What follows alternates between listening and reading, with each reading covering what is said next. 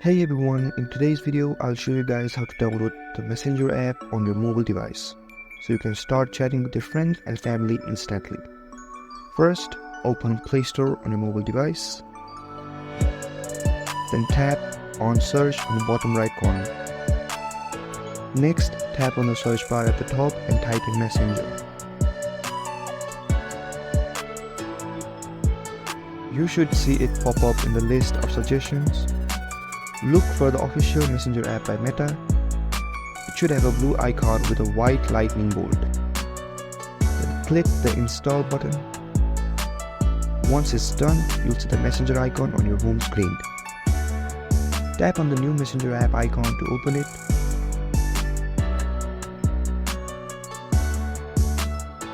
If you already have a Facebook account, you can log in directly. If not, you can create a new Messenger account using just your phone number.